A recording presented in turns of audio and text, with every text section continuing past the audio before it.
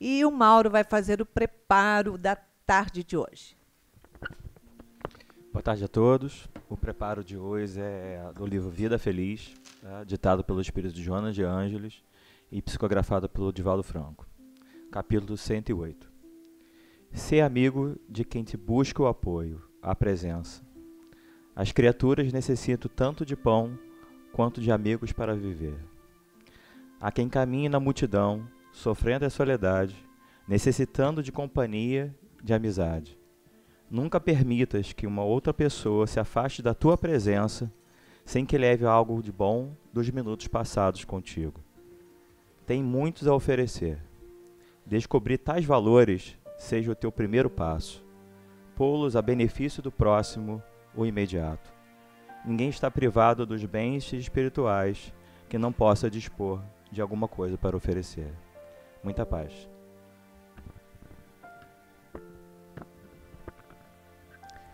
Jesus querido, amorável mestre e amigo, que nos acolhe, que nos abençoa nesta tarde de hoje, envolvendo-nos em seu manto sagrado.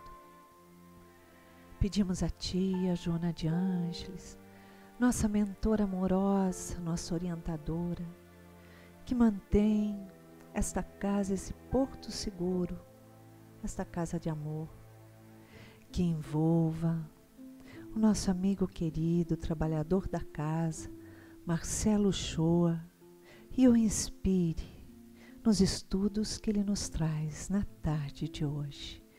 Graças a Deus.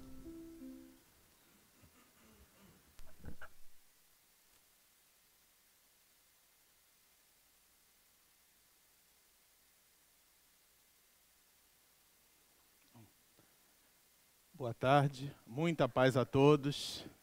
É sempre uma alegria renovada estarmos aqui, sobretudo porque a casa de Joana de Ângeles é uma casa que a gente, depois que aprendeu a gostar, aprendeu a sentir falta.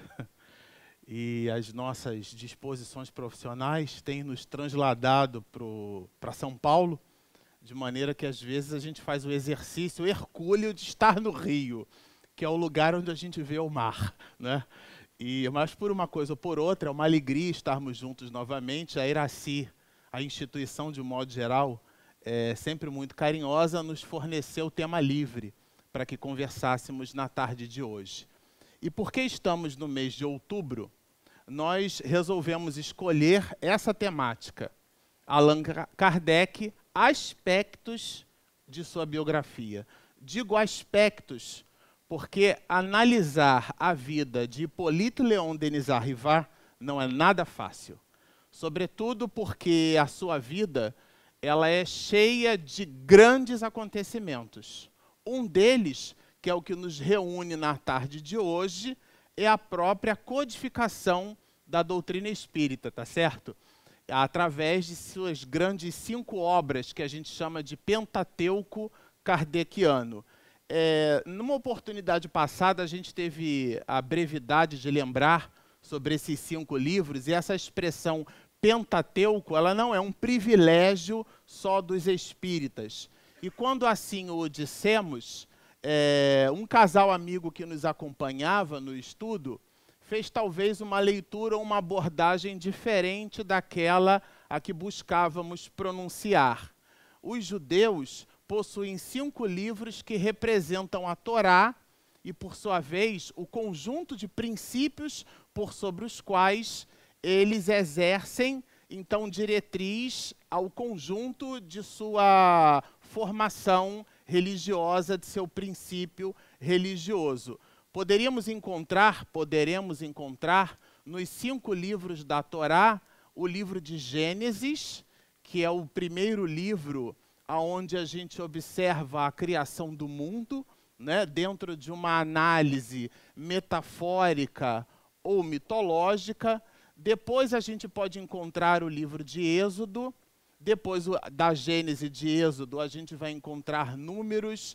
Vamos encontrar livros que correspondem ao Pentateuco. E o espírita também tem o seu Pentateuco, que é composto de 5 livros, são as obras que formam o alicerce da doutrina espírita, que a gente vai comentar um pouco na tarde de hoje. Mas, por uma coisa ou por outra, seria muito oportuno que nessa tarde nós tivéssemos uma visão ampliada, porém não muito profunda. Na faculdade eu tive um colega de turma que ele fez a AMAN, né, Escola de Oficiais das Agulhas Negras, e ele dizia, no curso superior que fazíamos de Ciência da Computação, que o oficial sai do Exército com um oceano de conhecimentos, mas com um palmo de profundidade. Então vai ser mais ou menos assim que a gente vai buscar fazer, estabelecer um espectro mais ampliado da vida desse homem, que representa o motivo sobre o qual estamos aqui, mas, felizmente ou infelizmente, não vamos poder cavar o poço artesiano em cada um de seus detalhes, porque são muitos.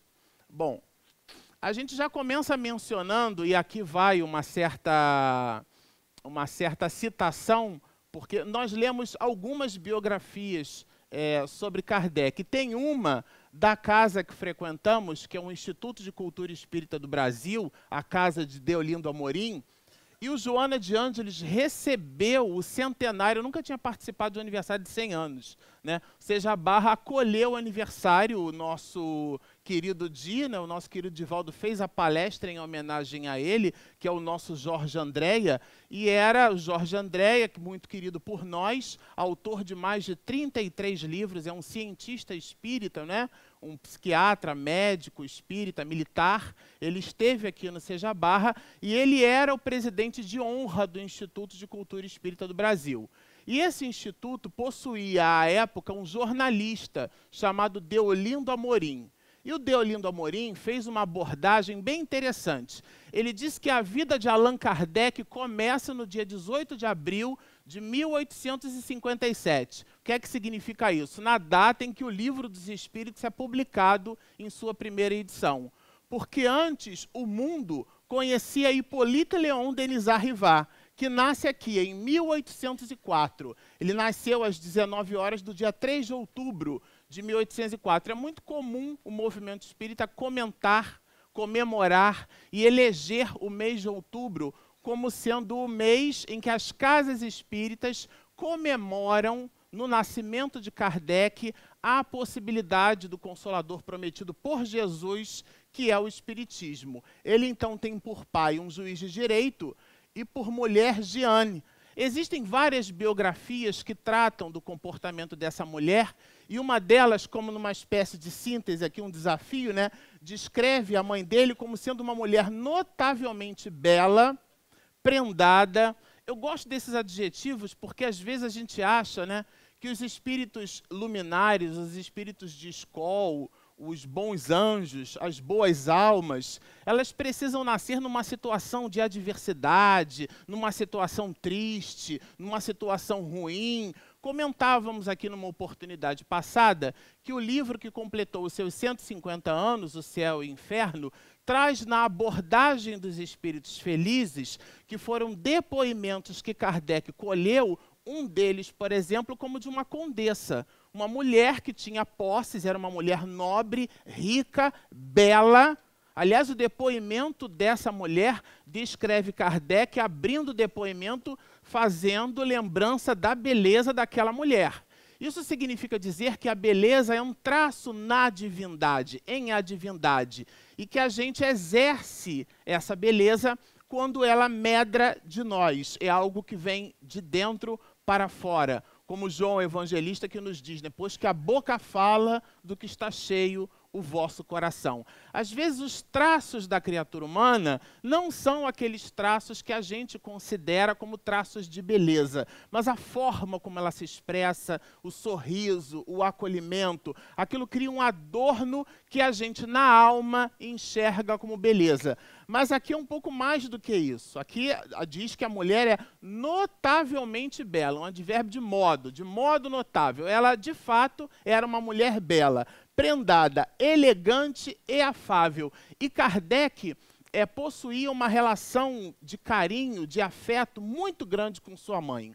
É interessante observar, quando a gente estava lendo a biografia, eu me lembrei que na vida de Jesus, a gente lembra muito de Maria, né?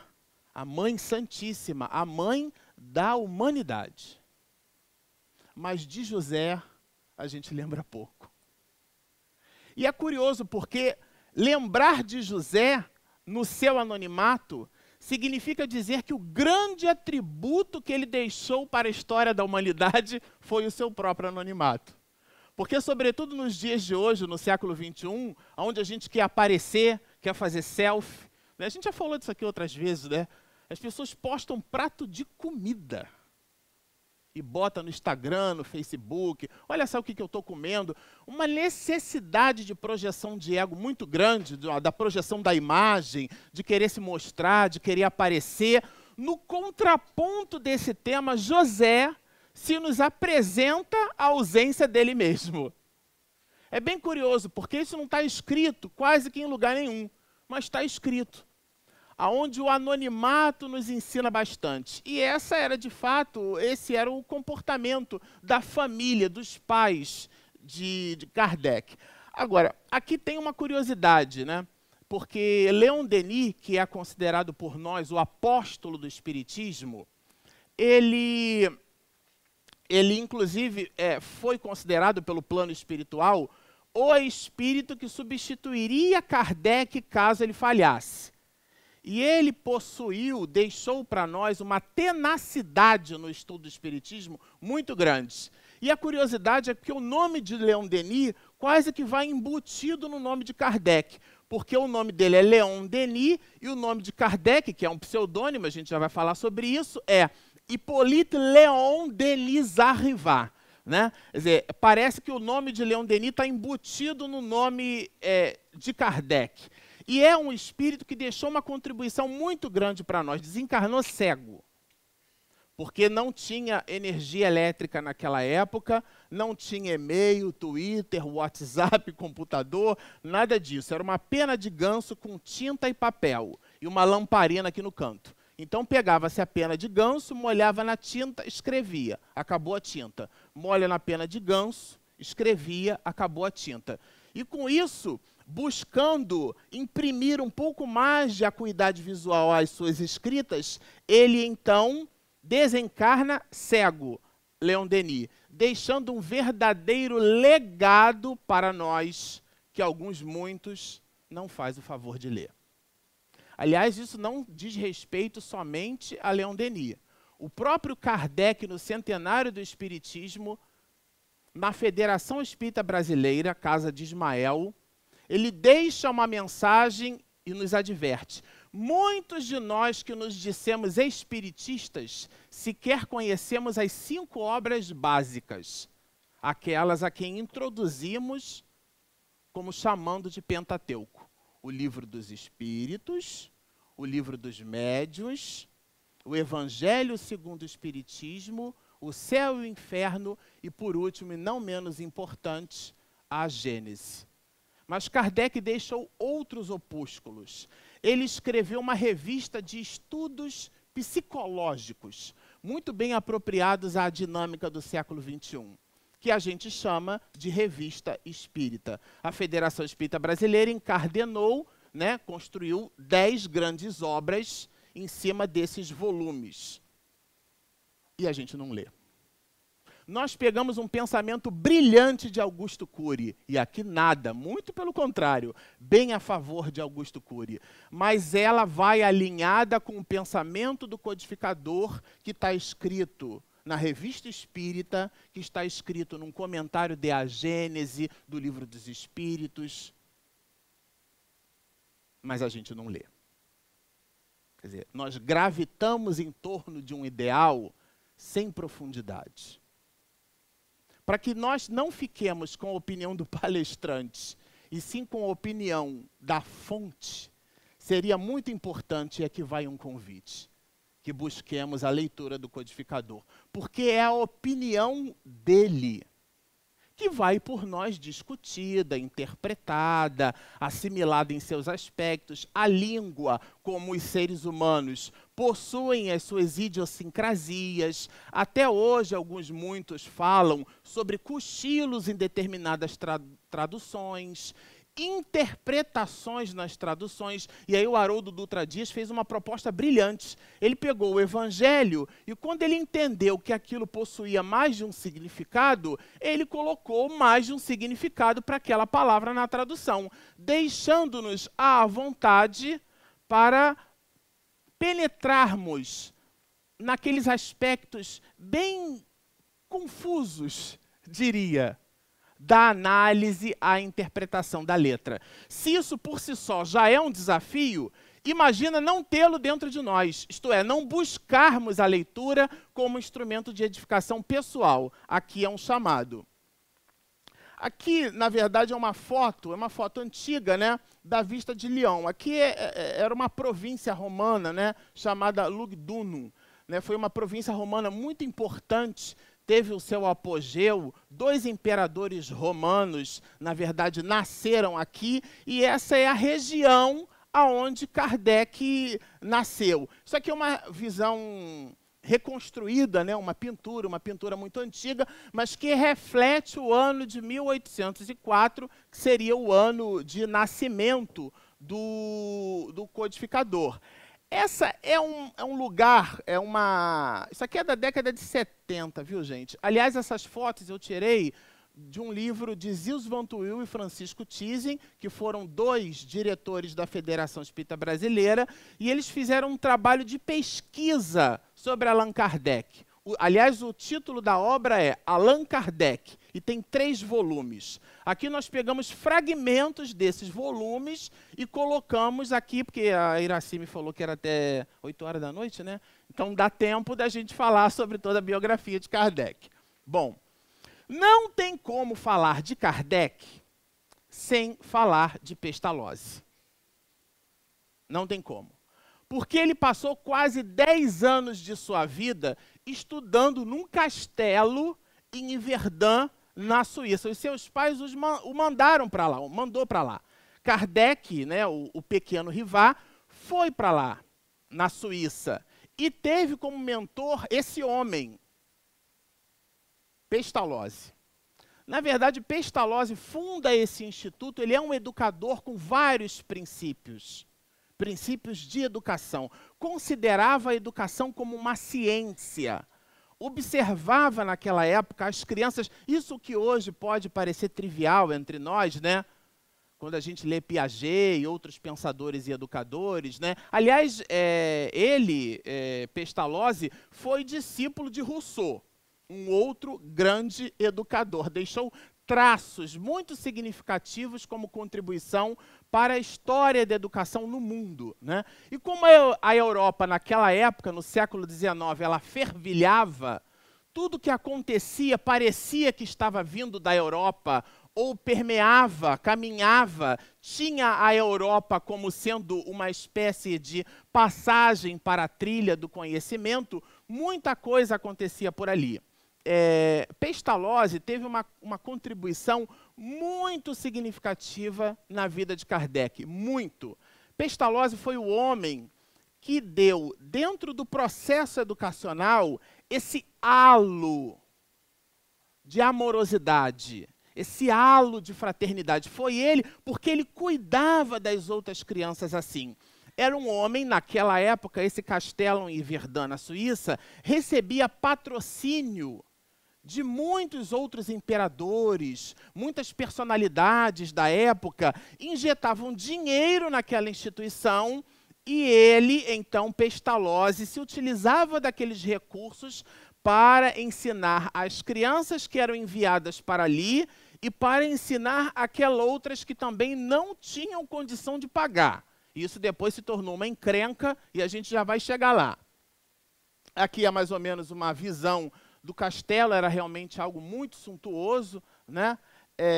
A gente comentou, Jean-Jacques Rousseau foi o mentor, né? Ele é contemporâneo de Pestalozzi, é contemporâneo dele, bebeu muito de sua água, né? Absorveu muitos dos ensinamentos, e esses ensinamentos de educação, que é a capacidade de enxergar a criança como um conjunto de potencialidades, despertar os valores daquela alma, nós vamos perceber que essa forma de mecanismo de educação, quando sob a luz da doutrina espírita, isto é, mostrando que a criança é um espírito imortal e que ele traz bagagens de outras existências, Kardec então fecha todo um processo de análise em cima daquilo que ele recebeu como instrumento e como norte de educação.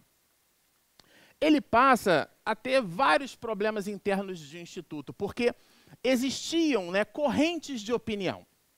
Pessoas que, na verdade, pensavam como a egrege protestante. Então, os protestantes tinham uma forma de ver e pensar religião, e, por sua vez, a educação estava intimamente associada àquele tipo de pensamento. Depois nós tínhamos os calvinistas, que também possuíam um conjunto de pensamento, critérios, e esses critérios determinavam a vida em sociedades. Esses critérios eram conflitivos e Pestalozzi, então, passou a ter sérios problemas. Por quê? Porque muitas daquelas crianças deixaram de ser financiadas. Não, eu não acredito mais nesse instituto. E aí ele ficou realmente em maus lençóis. E o menino Kardec, já presenciava todas aquelas situações. Aqui é o momento em que aqui é uma visão, né, uma espécie de escrivania, né, onde ele ficava, recebia publicistas, recebia jornalistas, personalidades de sua época. Muitos fabricavam artigos muito espinhosos contra Pestalozzi. O que me chama muita atenção quando a gente lê essas biografias é que a gente acha que a vida dessas pessoas foi uma vida de delícias, né? Foi uma vida de facilidades.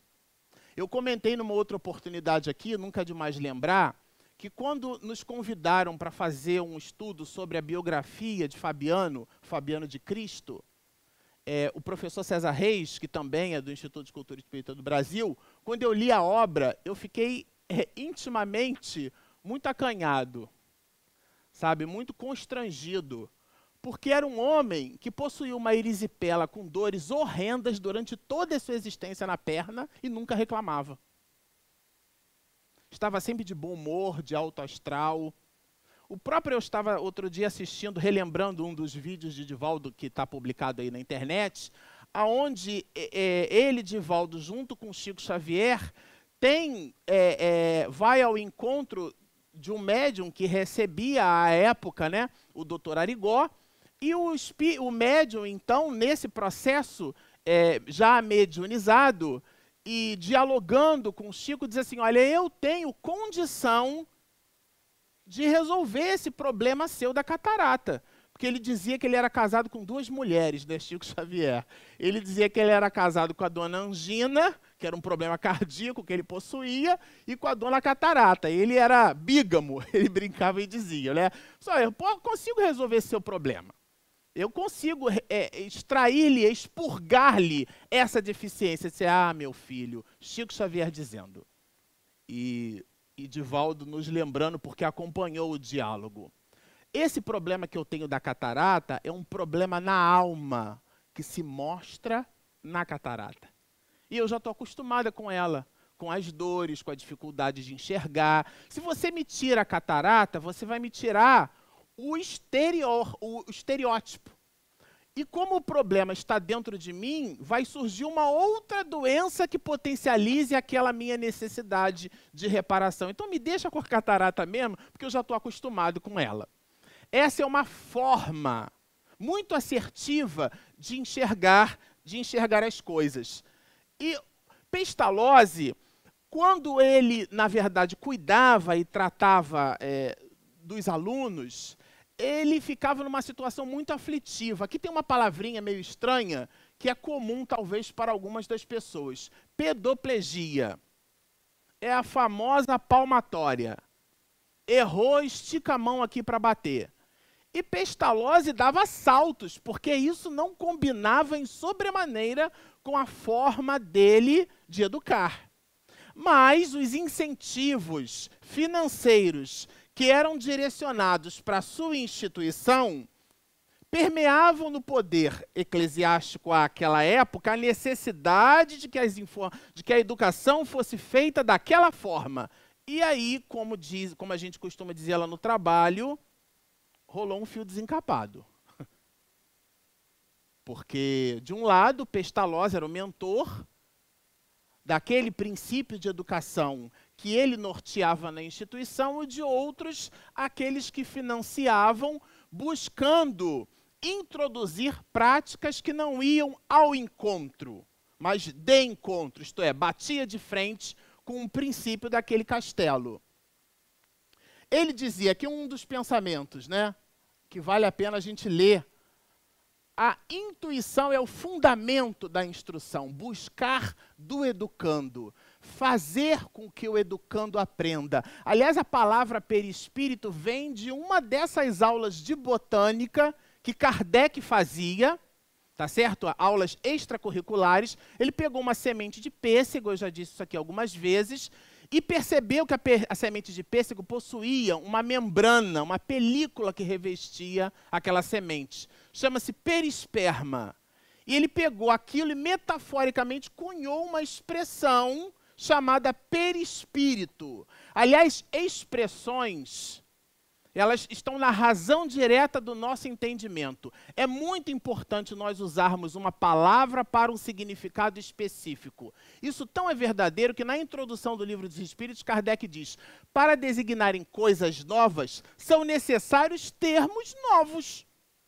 Se nós pegarmos o Livro dos Médiuns, que é dividido em duas partes, e a primeira parte tem 4 capítulos, noções preliminares. A segunda parte tem 32 capítulos. Dos 32 capítulos, tem o último, o 32º, e não menos importante, que trata só de vocabulário.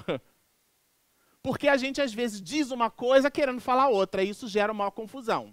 As palavras, elas têm o seu peso, o seu valor, o seu significado. Mas por uma coisa ou por outra, essa expressão perispírito, ele a utilizou dessas aulas de botânica, porque entendeu que o espírito é imaterial. Então, quando alguém diz que viu a minha avó desencarnada, ela viu tudo, menos a minha avó.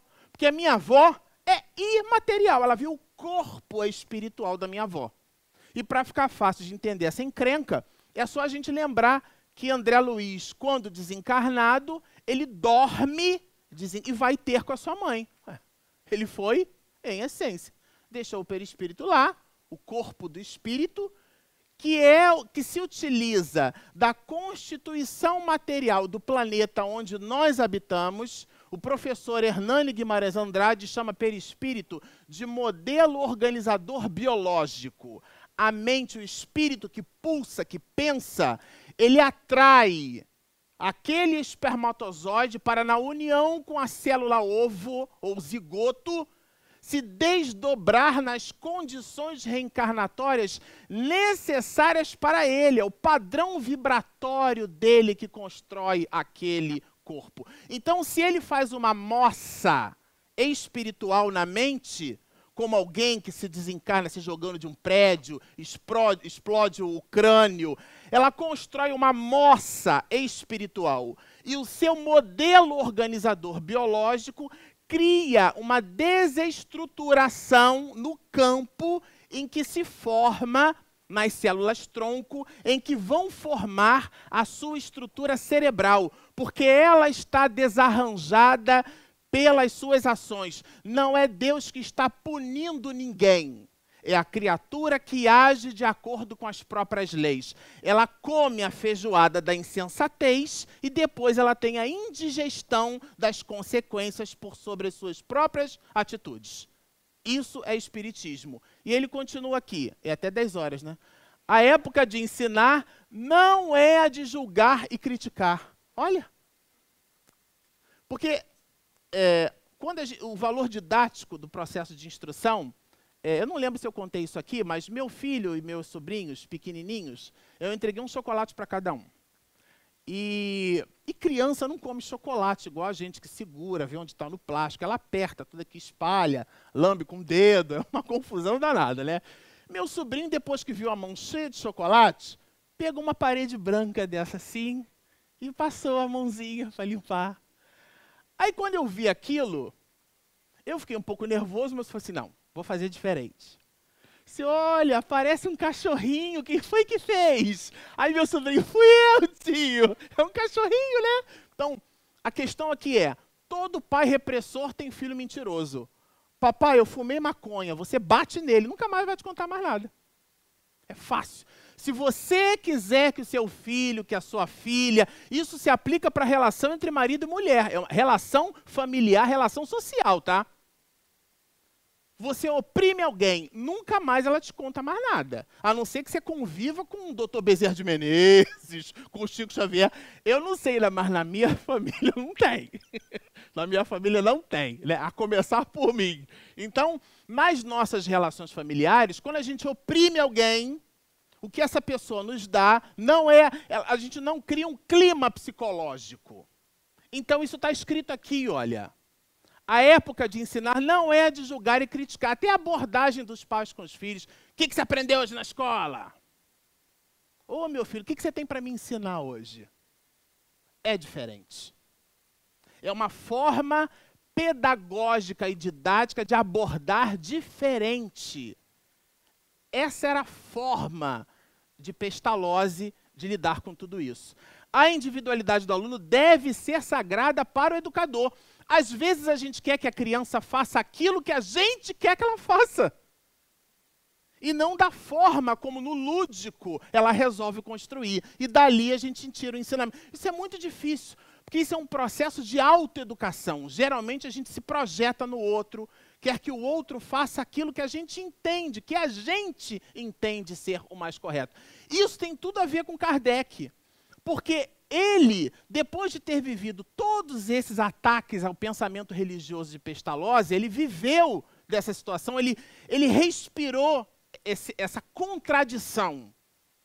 Viveu aqui, estudou, bebeu dessa água, entendeu as relações humanas desse jeito. E ele então resolve, né? Pestalozzi resolve construir a ideia de alunos mestres, que são aqueles alunos um pouco mais adiantados que ensinam outros alunos. Então, o aluno mais adiantado fixa o entendimento, ao passo em que o outro cria na relação de ajuda uma fraternidade, uma relação de fraternidade, uma relação de convívio mútuo. Então, esse castelo em Verdun era um momento onde as pessoas respiravam fraternidade. Ele, Pestalozzi, não era aquele mentor que punia. Quando ele andava pelos corredores, as crianças abraçavam a sua perna, as suas pernas, queriam ter com ele, porque ele era gentil, afável, carinhoso. E Kardec viveu esse momento. Ele vive esse momento, aqui é um instante onde a esposa dele falece, de Pestalozzi, mas ele, Kardec, depois desse instante, ele volta para Paris. E aqui cabe uma observação. Entre 18 e 19 anos de idade, mais ou menos, Kardec constrói o seu primeiro livro, fabrica, né, edita, escreve, o seu primeiro livro, de muitos. É um livro de aritmética. Isso por si só já seria um feito. Mas é mais do que isso. Como ele era um educador, o livro é ele ensinando as mães como ensinar a aritmética para os seus filhos. É um livro didático de educação. Como ensinar para os seus filhos? E aqui tem uma observação. Porque quando você explica alguma coisa com propriedade, você tem que ter o domínio do tema. Para explicar algo com simplicidade, você tem que ter um domínio enorme do tema. Aliás, Leonardo da Vinci cunhou essa expressão que a Apple se apropriou algumas vezes, né? A simplicidade é o mais alto grau da sofisticação. É quando não sobra nada e não falta nada. Isso é simples. Agora, aqueles de nós que buscamos explicar algo que pouco conhecemos, aí a gente começa... Por isso que os espíritos superiores, eles, com poucas palavras, dizem muita coisa. Porque tem um alto poder de síntese. Imaginemos alguém ensinando aritmética, mas é um livro didático para ensinar aritmética. aqui uma frase dele, né? De Pestalozzi: o papel do educador, ao meu ver, deve preservar e assistir o desenvolvimento das energias saudáveis da criança, como o jardineiro preserva e assiste o crescimento da planta. Essa frase aqui a gente vai encontrar ela depois, mais tarde, na codificação.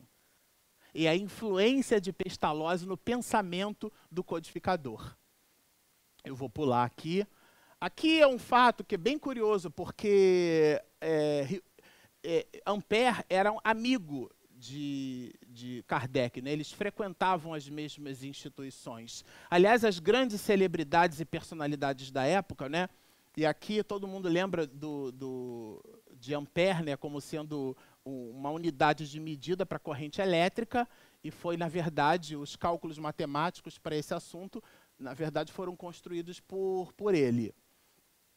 O Kardec também tinha fortes ligações com Anton Franz Mesmer, que foi o pai do mesmerismo, foi inclusive que buscou Kardec a estudar o espiritismo, que é o que Mesmer chamava de energia ou magnetismo animal, que é o que a gente faz, inclusive, nas casas espíritas, através da imposição das mãos. Jesus curava pela imposição das mãos, né? É a transfusão de energias, bioenergia, energia que nós possuímos e as transfundimos para outras pessoas, através de um processo de canalização potencializado pelo poder da mente.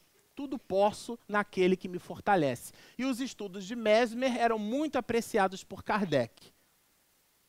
Aqui o livro que a gente comentou, que é o livro de aritmética, não é um exame oftalmológico, mas está escrito aqui, 1824, tá certo?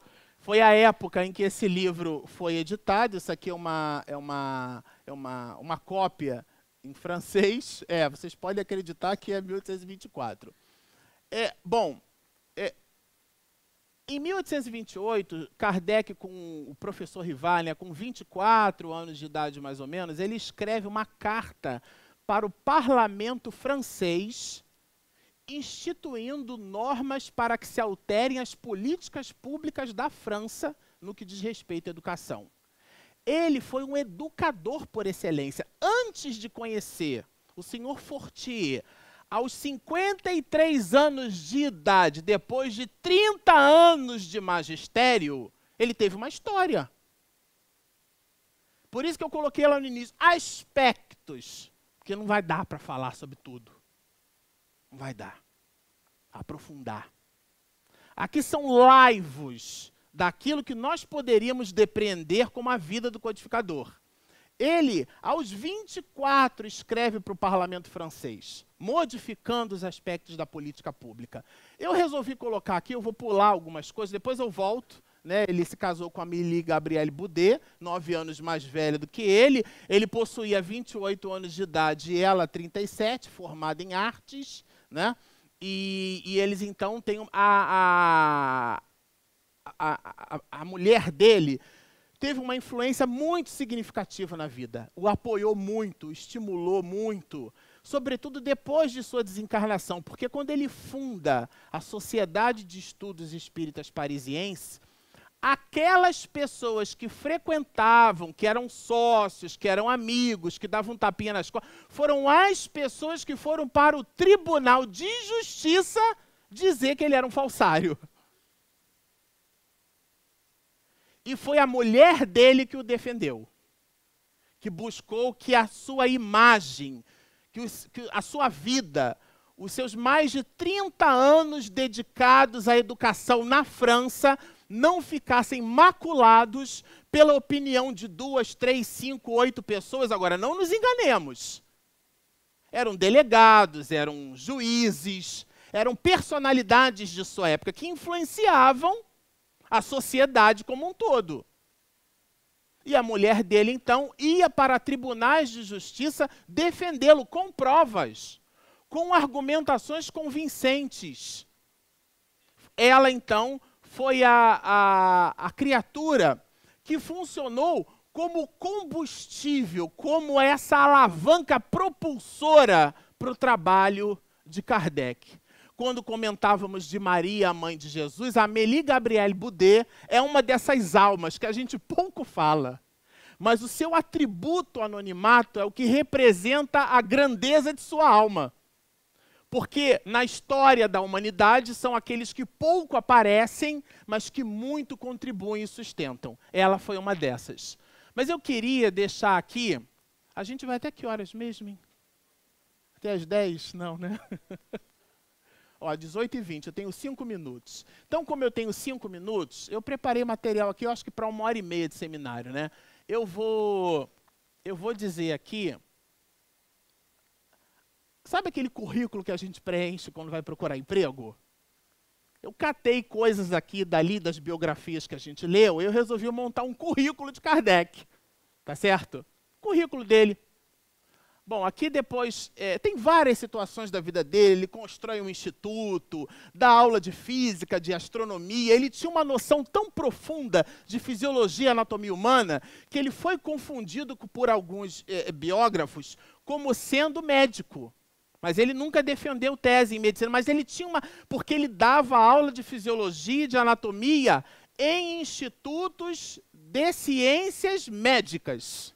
Ele dava aulas ali, mas não era médico. Mas tinha um conhecimento tão profundo de fisiologia, de astronomia, dava aula, era um homem, era um intelectual de sua época. E ele, depois de 30 anos, fecha as portas. O professor ministrou aulas gratuitas de física, química, astronomia, fisiologia e anatomia comparada. Essas aulas, sobretudo as de fisiologia e de anatomia comparada, eram em universidades. Traduziu livros de... Aqui, tradução é um outro aspecto da vida dele.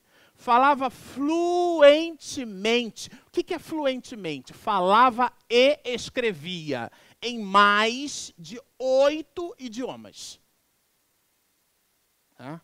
Mais de 8 idiomas.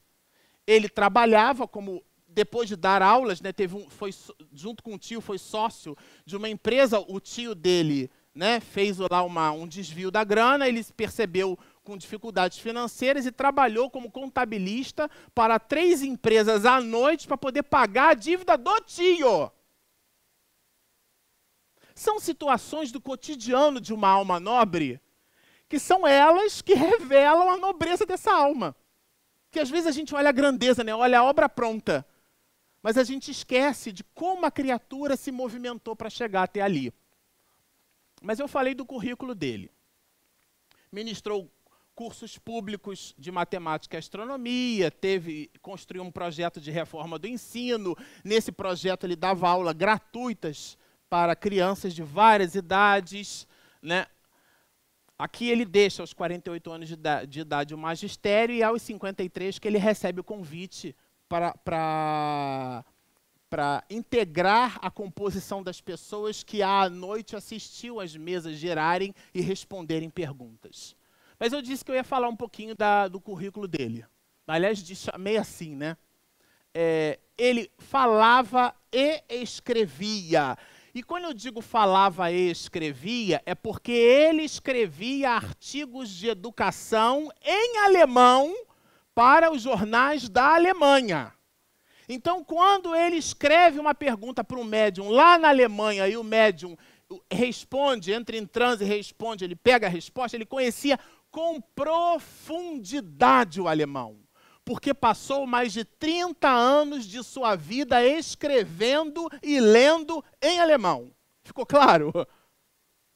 Tá certo? Além do alemão, obviamente, o francês, né? O inglês, vários artigos de educação Kardec escreveu em inglês. Então não foi depois de 53 anos de idade que começou a vida dele. Ele tem uma história de educador que poucas vezes nós depreendemos. Quando a Iraci fala, tema livre, eu falei, outubro, vamos falar de Kardec. Vamos entender um pouquinho da vida daquele pseudônimo de druida. Porque ele era um intelectual de sua época, ele não queria colocar na capa do livro Hippolyte Léon Denisard Rivard. Não, põe um pseudônimo. Porque o conteúdo que está aqui me foi revelado. Eu organizei, separei... Aliás, aqui uma observação. O espiritismo não é ciência porque tem física, matemática, química, biologia, nada disso. O O espiritismo é ciência porque usa um método científico. Kardec usou um método científico na análise das perguntas e respostas. Método de observação, de experimentação. Esse método é que dá ao espiritismo o nome de ciência. Aliás, a definição de espiritismo está em que é o espiritismo, né? O espiritismo é uma ciência que estuda a natureza, origem e destino dos espíritos, bem como de suas relações com o mundo corporal. O espiritismo é uma ciência. Por isso que a gente entra numa casa espírita e as paredes são desnudas, a gente não usa guarda-pó para dar passe, porque o branco puro é a alma, através de seu comportamento e não a roupa que ela usa. Porque vira um amuleto. E isso está na codificação. É só ler. A instituição faz tratamento de cromoterapia. Nada contra a cromoterapia para ser feita por cromoterapeuta. Pega na codificação onde está escrita a palavra cromoterapia. Não tem. Nada contra o tratamento. A gente só não pode confundir. Mas sabe por que a gente confunde? Porque não lê Kardec. Porque não estuda Kardec. Porque não pensa Kardec. Aí a gente traz do mundano para a casa espírita aquilo que não está no contexto do espiritismo. Quando a instituição nos chamou para fazer o curso de orientação mediúnica, a Preciosa e nós, o primeiro movimento, para não errar, não é porque eu sou melhor do que ninguém, não. É para não pisar na mesma casca de banana. Vou usar o Livro dos Médiuns. Porque um homem que passou 30 anos trabalhando como professor, que tem um valor didático enorme, eu vou criar uma outra forma de ensinar mediunidade? Não faz sentido, para mim não faz sentido. Alguém que teve toda a sua vida como educador e deixa para nós uma outra versão, porque o Livro dos Médiuns que conhecemos hoje é uma segunda edição da obra, assim como o Livro dos Espíritos, que não nasceu com 900 perguntas, e depois, que é a segunda edição, de 1860, que é aquela que a gente manipula, essa sim tem 1019 perguntas e respostas. Quer dizer, ele melhorou o processo. Aí eu vou inventar o meu? Sabe? Não combina. Mas isso a gente só percebe, só cai a ficha, porque eu sou da época da ficha, né? Só cai a ficha quando você estuda Kardec, quando você descobre que ele foi um professor. Ele foi um professor. Então, tudo aquilo que ele fez tem valor didático. Eu vou modificar o valor didático do codificador e vou acrescentar o meu. Olha, quer dizer, além do inglês, ele falava e escrevia fluentemente holandês. Conhecia latim como ninguém. Grego, o gaulês. E aí tem uma lista enorme, eu resolvi colocar aqui. E algumas línguas neolatinas, porque são muitas. Tá? Aqui são os diplomas dele. A gente já vai acabar. Porque eu sei que esse assunto, quando fala de biografia, tem gente que concorda com tudo, né? Assim, ó, a pessoa fica assim... Porque é um tema, né, que falou... Não... Mas é importante a gente ter ideia. Quando a gente pega um livro desses assim, ó... Olha. Aí está escrito aqui, ó. Allan Kardec. Mas quem foi esse homem? O que ele fez? O que ele trouxe para nós? Essa que é a ideia. Entender. O que é Allan Kardec? Diploma de membro residente da Sociedade Gramatical. Diploma de membro residente da Sociedade Gramatical. Era uma autoridade em gramática francesa. Diploma de membro da Sociedade de quê? De Instrução Elementar. Porque ele possuía um valor didático enorme para os processos de alfabetização. Se eu digo aqui, vamos falar sobre transcomunicação instrumental à luz da psicobiofísica. Hã? O que é isso? Agora, se eu explico que alguns médiums, que vêm do latim médium, ou intermediário, né, eles produzem uma substância chamada de ectoplasma. Essa substância sensibiliza equipamentos eletrônicos. E por esses equipamentos os espíritos se comunicam, agora eu posso começar a pensar em falar em transcomunicação instrumental. Porque eu expliquei! É um valor didático. Palestra em casa espírita, a pessoa fala em perispírito. Meu Deus do céu, o que é isso? Come! E aí o responsável é quem fala, não é quem escuta. Então existe um valor didático na mensagem, que ele entendia muito bem. Ele entendia tão bem que ele tinha um diploma de membro dessa sociedade, porque era uma autoridade em educação infantil. Além disso, também era membro fundador da Sociedade de Previdência dos Direitos de Instituições e Pensões de Paris. Isso aqui é o seguinte, era um homem vinculado ao contexto da sociedade de sua época. Não era um alienado. Não era um alienado.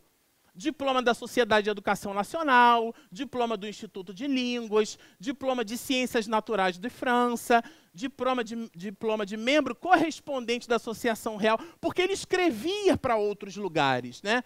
Diploma de membro da Sociedade Promotora da Indústria Nacional. Você vê que é um homem contextualizado com os valores da época, né? Diploma de membro titular da Sociedade Francesa, o quê? De Estatística Universal. Olha, diploma de membro titular do Instituto Histórico, diploma de membro da Academia de Arras. Esse era Kardec. Bom, além disso, deixou para nós algumas obras, a gente pegou algumas aqui. Curso prático e teórico de aritmético, a gente comentou. Curso completo, teórico e prático de aritmética, o quê? Para a escola de primeiro grau. Também deixou planos, verdadeiros tratados de propostas de melhoria da educação pública, né? Tem os 3 primeiros livros de Telêmaco, porque tem desdobramentos de aulas de filosofia que ele também destrinchava aquilo e aplicava. Memória sobre a instrução pública. Isso daqui, na verdade, é um tratado, é um compêndio, né, de vários papers sobre o tema. Memória a respeito dessa questão. Qual o sistema de estudos mais em harmonia com as necessidades da época? Você vê que é um homem... Isso aqui são algumas daquilo que a gente chamou de fertilidade pedagógica. Alguns dos valores que Kardec deixou. E aí o professor Hernani Guimarães Andrade, sob o holofote, né, do companheiro que escreve a obra, ele diz assim, até aqui começou a vida de Hippolyte Léon Denisard Rivard. Depois dos 53 anos de idade, quando ele recebe do senhor Fortier um convite para participar de uma dessas sessões, e o senhor Fortier dizia para ele, animado, exultante, nós perguntamos para as mesas, e elas respondem. E ele, o intelectual de sua época, dizia, não creio que mesas tenham cérebros para pensar e nervos para sentir. Se o efeito é inteligente, a causa há de ser igualmente inteligente. Esse é o pródromo, um dos pouquinhos avisos, informações, detalhes da vida desse que deu para nós a vida. Porque quando falece com aneurisma, pelo esgotamento de suas forças, deixa como contribuição para a história da humanidade o Consolador Prometido. Esse livro, o livro divino. Quer dizer, é Jesus de volta para nós. Nós gostaríamos mesmo, nós atingiríamos o nosso objetivo, a casa atingiria o objetivo da tarde e noite de hoje. Se nós chegássemos em casa e buscássemos não ler somente Kardec, mas estudar Kardec. E quando nós estudarmos Kardec, a gente vai descobrir que o melhor dele é viver. Muita paz a todos.